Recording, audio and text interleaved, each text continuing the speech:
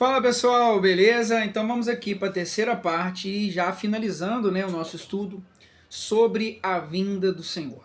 Que Deus possa abençoar a sua vida, o Espírito Santo de Deus possa falar melhor a cada coração. Então a questão é, quando ocorrerá a ressurreição dos santos? A gente está vendo aí, quando? Na vinda do Senhor, certo? Somente serão ressuscitados os salvos. Os ímpios não vão ressuscitar quando o Senhor Jesus voltar. Beleza? O Senhor Jesus volta, os mortos ressuscitam, seremos arrebatados a encontrar com o Senhor nos ares e reinaremos com Cristo por 1000 anos. O reino milenar de Cristo. Após os 1000 anos, né? Aí então haverá a ressurreição. Satanás será solto por pouco tempo, depois novamente lançado no lago de fogo, e haverá o trono branco. E aí então os ímpios ressuscitarão para serem julgados de acordo com suas obras. Beleza? A palavra de Deus, ela nos é revelada de forma progressiva, certo? Nós vimos também que a vinda do Senhor se dará o quê? No último dia. Quando que é o último dia? Após a grande tribulação. Beleza? E a questão também que eu quero deixar em ênfase de que a vinda do Senhor se dará após a grande tribulação é que a Bíblia não fala de 3 ressurreições. Veja bem, ela só fala de 2. É uma questão lógica. Jesus volta, os mortos ressuscitam, certo? Aí, digamos que passa 7 anos da grande tribulação, Jesus volta de novo, e aí? Porque você viu ali, ah não, então Jesus volta secreto e os mortos não ressuscitam. Não, Jesus volta, os mortos ressuscitam, certo? Você não concorda comigo? Então Jesus volta, os mortos ressuscitam. Aí tem 7 anos de grande tribulação. E nesse tempo muitas pessoas vão morrer. Inclusive nos diz no Apocalipse, porque não haverá mais dor, nem morte, nem tristeza, nem pranto, nem fome, nem sede. Quer dizer o quê? Que houve essas coisas. Quer dizer que a gente vê em Apocalipse, o dragão irou-se contra a mulher e foi fazer guerra àqueles que guardam os mandamentos de Deus e têm o testemunho de Cristo. Você pode até falar que os que guardam os mandamentos de Deus são judeus. Mas os judeus não guardam o testemunho de Jesus, não creem em Jesus. Ou seja, a perseguição do diabo será para a igreja. Será para aqueles que guardam os mandamentos. Nós guardamos os mandamentos. Jesus diz, quem me ama guardará os meus mandamentos. E aqueles que têm o testemunho de Jesus. Então o que acontece é o seguinte, ah não, mas como é que a gente vai passar para a grande tribulação? Como eu estava falando. Israel passou pela tribulação. O povo de Israel passou. Ah, mas em Apocalipse fala que eu, como guardaste a palavra da perseverança, eu te guardarei da tentação que há de vir sobre o mundo. Só que guardar não é retirar, beleza? O que acontece? Sim, Deus guardará a sua igreja, mas também permitirá a perseguição. Então nem todos morrerão na grande tribulação, certo? Aí há aquela passagem lá, né, a carta de Paulo que diz que a manifestação do anticristo, onde é que nos fala? Acho que é 2 Tessalonicenses, depois eu vejo aqui. Vai se manifestar até que do meio seja tirado. Mas o próprio texto diz que a vinda do Senhor não acontecerá sem que antes manifeste o homem do pecado. Ou seja, primeiro o anticristo vai se manifestar. Entendeu? Ah, mas aí o que até que do meio seja tirado é o Espírito Santo, é a igreja. Isso não é claro no texto. A gente deve interpretar a Bíblia primeiramente com os textos mais claros. E depois você pega os textos mais difíceis. E normalmente você confirma uma palavra em cerca de 2 ou 3 testemunhas. Ou seja, pelo menos 3 textos da Bíblia para confirmar uma doutrina. Beleza? Então, não há 3 ressurreições. Porque se Jesus volta, os mortos ressuscitam, e aí tem a tribulação, e aí 7 anos depois Jesus volta de novo. E aí há uma nova ressurreição? Não, a Bíblia não diz. Em Apocalipse nós vamos ver aqui, bem-aventurado aquele que tem parte na primeira ressurreição. Sobre esses não tem poder a morte, ou a segunda morte, que é a ressurreição dos ímpios, que serão ressuscitados após os 1000 anos. Esse é um dos argumentos. Ah, mas se Jesus volta 7 anos antes, eu vou saber quando ele volta. Não, como é que é? Se Jesus volta 7 anos após a grande tribulação, eu vou saber quando ele volta. Não, ninguém vai saber o dia também do início da grande tribulação. Não vai saber. Entendeu? A Bíblia não deixa isso bem claro. Você vai saber os sinais, né? Até o próprio pré-tribulacionismo. Se Jesus volta, arrebatamento secreto, Jesus voltou, a igreja sumiu.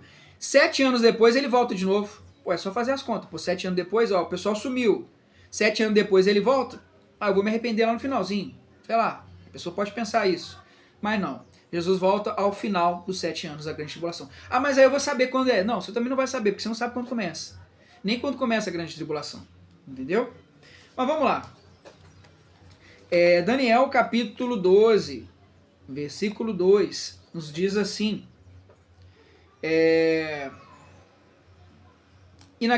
Daniel 12.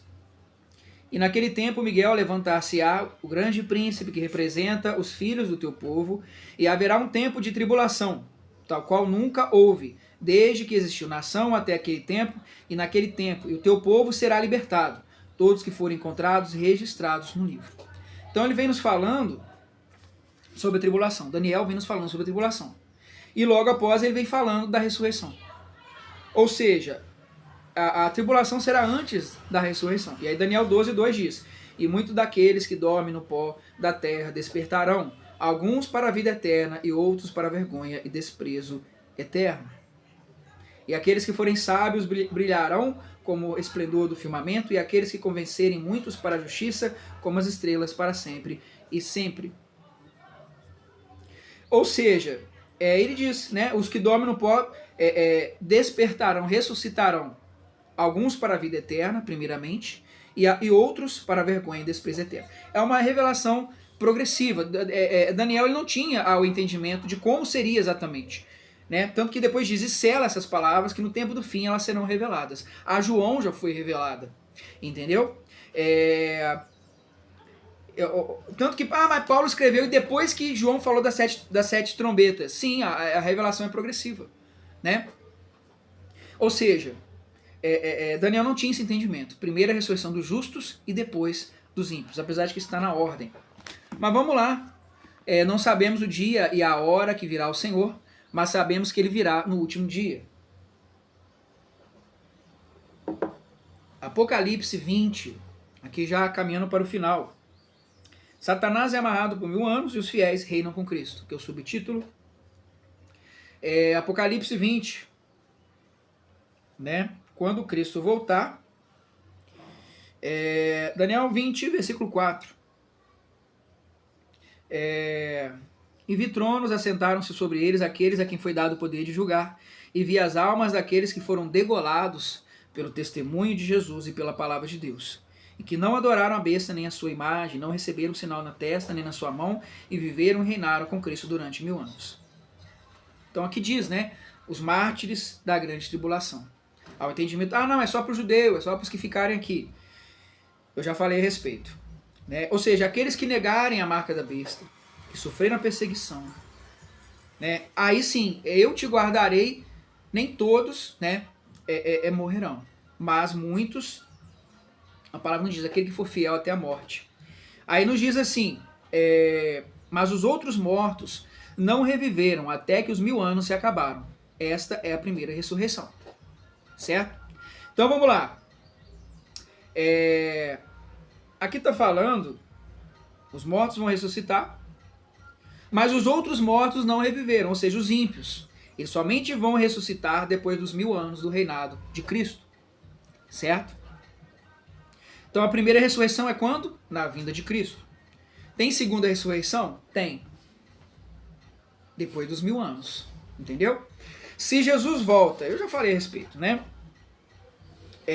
E acabando-se os 1000 anos, Satanás será solto, sairá enganar as nações, né?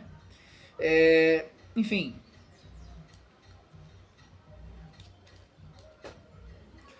Versículo 12, vi mortos, grandes e pequenos, que estavam diante do trono, e abriram-se os livros, e abriu-se outro livro, que é o livro da vida. E os mortos foram julgados pelas coisas que estavam escritas nos livros segundo as suas obras. Né? Eu creio que os justos também serão julgados pelas suas obras. Porém, a salvação é pela graça e pela fé. Beleza? Porém, aqui já é a ressurreição dos ímpios. E deu o mar os mortos que nele havia, e a morte e o inferno deram os mortos que nele havia. E foram julgados cada um segundo suas obras. A morte e o inferno foram lançados no lago de fogo, e esta é a segunda morte. Né? Aquele que não foi achado escrito no livro da vida foi lançado no lago de fogo. Apocalipse 21, versículo 8, nos diz assim: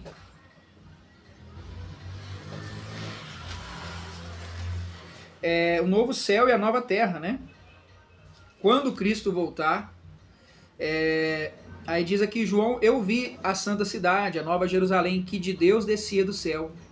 Né? Ou seja, a nova Jerusalém, ela vai descer no céu, e Cristo reinará com sua igreja durante os 1000 anos. E Deus limpará de seus olhos toda lágrima, e não haverá mais morte, nem pranto, nem clamor, nem dor, porque já as primeiras coisas são passadas. Né? Ou seja, se ele diz aqui que não haverá mais lágrima, nem morte, nem pranto, nem clamor, nem dor, quer dizer que antes havia. Ou seja, a igreja passará pela grande tribulação. Aqui é uma questão de que Deus enxugará de seus olhos toda lágrima. Né? Nós vemos ali com Moisés, o povo, Deus o guardou o povo das 10 pragas, mas não tirou o povo dali. Depois sim, Deus o tirou. A gente vê durante toda a história o povo de Deus passando por tribulação. Né? Daniel foi libertado por Deus na cova dos leões. Deus não o livrou da cova, mas na cova. Sadraque, Mesaque e Abidnego foram livrados dentro da fornalha. Né? A gente vê o servo de Deus, a sua igreja, sempre foi perseguida, sempre passou por tribulações. Os apóstolos, a maioria foram martirizados. Né? O próprio Senhor Jesus disse: no mundo tereis aflições, mas tem de bom ânimo, né? O Senhor venceu o mundo. Então aqui vem nos falando, né?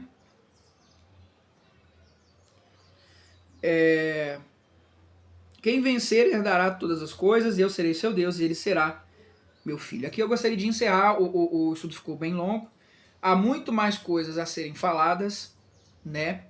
Às vezes eu não tenho aqui a melhor didática para lhe passar essa informação, mas que possamos continuar meditando na palavra de Deus. Se você crê de forma diferente, eu respeito, né? E peço também que seja respeitado pela minha crença. Beleza? O mais importante, sim, é que estejamos preparados para a vinda do Senhor. Né? E diz aqui, Apocalipse 21, versículo 8: mas quanto aos tímidos e aos incrédulos, e aos abomináveis, e aos homicidas, e aos fornicadores, e aos feiticeiros, e aos idólatras, e a todos os mentirosos, a sua parte será no lago que arde com fogo e enxofre, que é a segunda morte. Né, que possamos estar atentos, né, para a vinda do Senhor. Como eu falei, há muito mais outras coisas a serem faladas. Né? Com certeza eu não abordei esse livro aqui, Apocalipse Simplificado, são mais de 100 páginas. É um assunto bastante amplo. É claro que você vai ter aí outros argumentos, enfim, há vários argumentos, mas você vê que eu busquei falar aqui de acordo com a palavra de Deus. Beleza? Em Mateus 24, em que ele diz que, né, voltamos lá, porque haverá dificuldades enormes como nunca houve desde o princípio do mundo até agora, e nunca mais acontecerá algo parecido com isso. Né? Se os dias não fossem abreviados, ninguém sobreviveria, mas por causa dos eleitos, dos escolhidos, a sua duração será limitada. O próprio Senhor Jesus falou que por causa dos eleitos, a grande tribulação ela vai ser encurtada. Né? E aí nós vemos lá, no versículo 27, pois quando o Filho do Homem vier, será como relâmpago. E mais adiante disso, porque a vinda do Filho do Homem será como ocorreu nos dias de Noé. Então, versículo 30, né? Então o sinal do Filho do Homem aparecerá no céu, logo após a grande tribulação. Todas as tribos da terra se lamentarão e verão o Filho do Homem vindo nas nuvens do céu com grande poder. Ele enviará seus anjos com grande som de trombeta, e eles reunirão o povo eleito dos 4 ventos de uma extremidade da terra à outra. Ou seja, não haverá segunda chance. O Senhor virá, seus anjos irão separar o joio do trigo, recolher o seu trigo, recolher a sua igreja, né? Ou seja, ele não vem com a igreja, ele vem com os anjos nas nuvens. Os anjos, né, separam, buscam o seu povo, a igreja é arrebatada de fato, né? Se dará no piscar de olhos a transformação do corpo, E o arrebatamento, sim, será visível, né? Ele virá com som de trombeta. Então, como é que será secreto? Será com som de trombeta. Né? Então, vem aqui nos falando.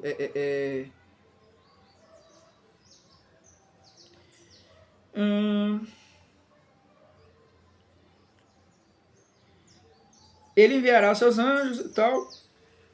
Enfim. Será como os dias de Noé. Quem não entrou na arca se perdeu. Não teve mais 7 anos para se arrepender. Né? Esta é a palavra do Senhor. Eu gostaria aqui de finalizar o vídeo. Beleza? Que Deus possa abençoar a sua vida. Que possamos continuar buscando ao Senhor, né? Em santidade, na paz de Deus. E que o Senhor possa nos iluminar.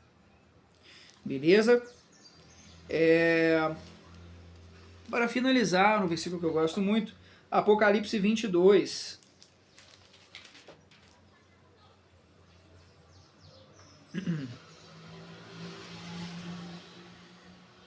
Essas palavras são fiéis e verdadeiras. O Senhor, o Deus dos santos profetas, enviou o seu anjo para mostrar aos seus servos as coisas que em breve hão de acontecer.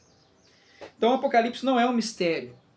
Ele é a revelação de Deus para a igreja. Que possamos, né, as pessoas às vezes vão à igreja buscar profecia, né? O irmão vai profetizar. Sim, Deus revela, Deus há os profetas de Deus, mas que não possamos nos esquecer da grande profecia, que é a palavra, a profecia, as palavras da profecia de Deus. Né? Bem-aventurado aquele que guarda as palavras da profecia deste livro. Ah, irmão, fui na igreja buscar revelação. Sim, Deus revela, com certeza Deus revela, mas a maior revelação já está diante de nós. Chama-se Bíblia Sagrada. Né? Eu tenho aqui várias, tem aqui a Bíblia Judaica, né? Bíblia Judaica Messiânica, tem aqui a King James. O pessoal até diz, qual é a melhor tradução? A melhor tradução é aquela que te leva a Cristo, que te leva a se arrepender dos seus pecados. É claro que temos sim, creio que problemas em traduções. A palavra de Deus ela não contém erros, mas temos problema com traduções. E a gente possa buscar as melhores. Eu gosto muito da King James, né, João Ferreira de Almeida, né, a João Ferreira de Almeida Fiel, a King James Fiel também. Ultimamente tenho usado, tenho aqui a Bíblia Peshitta, né? A Peshitta, tem aqui a Bíblia Judaica, né? Você comparando as traduções, né? Que possamos buscar a melhor compreensão. A Bíblia não tem erros, lembrando isso, mas as traduções de linguagem atual, por exemplo, tem umas que são paráfrase, né? A Bíblia na linguagem de hoje, às vezes ela dificulta a real compreensão, beleza? Então, bem-aventurado aquele que ouve as profecias. Que possamos meditar. Apocalipse 22, versículo 10. Não seres as palavras da profecia deste livro, porque o próximo está o tempo. E aí fica um conselho da palavra de Deus, né? Quem é injusto, faça injustiça ainda. E quem está sujo, suje-se ainda. E quem é justo, faça justiça ainda. E quem é santo, seja santificado ainda. Né? Que possamos praticar a justiça de Deus. Bem-aventurado aquele que busca o reino de Deus e a sua justiça. Que possamos buscar a justiça de Deus. Fazer o bem ao próximo, perdoar, amar ao próximo, tratar ao próximo como gostaríamos de ser revelados. Né? Enfim, que Deus possa nos abençoar. Possamos buscar ao Senhor em justiça e em santidade, na prática de boas obras. Né? Eis que cedo venho, e o meu galardão está comigo para dar a cada um segundo as suas obras. Né? Esses dias eu fiz até uma ilustração. Né? A salvação ela se dá por 3 elementos. Se você não tem esses 3 elementos, você não é salvo. Vamos lá, 3 elementos. Graça. Primeiramente, a salvação é pela graça. Nunca é por nosso mérito. A salvação é pela misericórdia de Deus. Por isso precisamos ser misericordiosos com as pessoas. Porém, a graça de Deus, ela leva a boas obras. A graça de Deus leva ao arrependimento. A salvação é pela graça mediante a fé. Porém, a fé de Deus nos leva a obedecer.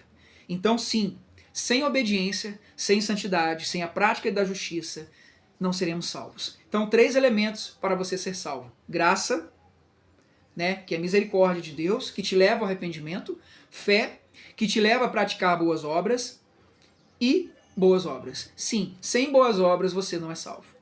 Ah, mas não vem das obras. Ela não vem das obras, para que ninguém se glorie. Ah, eu sou salvo.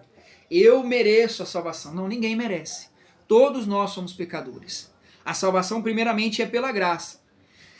Depois, você agindo a sua fé em Deus, você faz o quê? Você obedece aos seus mandamentos. Então aqui nos diz claramente, seremos julgados pela lei, seremos julgados pelas obras, pelo que você fez. Mas seremos salvos pela misericórdia do Senhor. Tanto que em Romanos Paulo diz, anulamos, pois, a lei pela fé? Não, de forma alguma, antes estabelecemos a lei. Porque a lei, os mandamentos, a Torá, a Taná, a palavra de Deus, ela é santa, justa e boa. E ela nos aproxima, ela nos revela o caráter de Deus. Né? Eu sou o alfa e o ômega, o princípio e o fim. Bem-aventurado aqueles que lavam as suas vestiduras no sangue do Cordeiro, para que tenham direito à árvore da vida e possam entrar na cidade pelas portas. Aqui vamos ver aqui uma variante textual.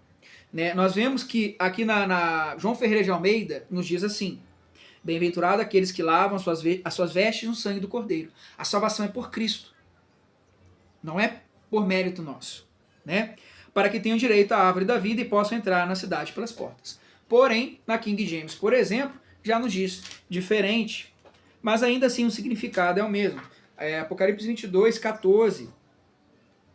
Abençoados são aqueles que praticam seus mandamentos, para que eles tenham direito à árvore da vida e possam adentrar pelos portões da cidade. Então você vê aqui que a King James, ela já diz que abençoados são aqueles que praticam seus mandamentos, para que tenham direito à árvore da vida e possam entrar nas portões celestiais. Então a salvação se dá para aqueles que guardam os mandamentos de Deus, que têm o testemunho de Cristo. Ou seja, as duas traduções estão certas. Né? A Peshitta tem aqui a Peshitta. Eu gostei muito dela, porque a Peshitta, ela traz comentários, né, sobre as variantes textuais.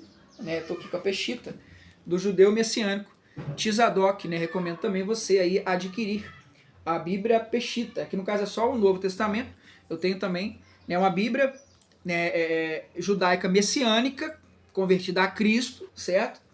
E ela traz muito esses comentários sobre as diferenças de manuscritos. Ou seja, a King James nos fala de uma forma, tem João Ferreira de Almeida que fala também dessa forma. Qual está certa? Eu creio que as duas. Porque o Senhor Jesus nos disse que quem guarda, que quem o ama, guarda os seus mandamentos. Ou seja, uma variante textual. Certo?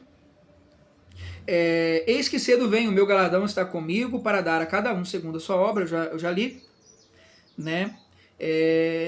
E diz que ficarão de fora os cães e os feiticeiros e os que se prostituem e os homicidas e os idólatras e qualquer que ama e comete a mentira. Que possamos nos atentar a essa palavra. Ficarão de fora os cães, os feiticeiros, os que se prostituem, né?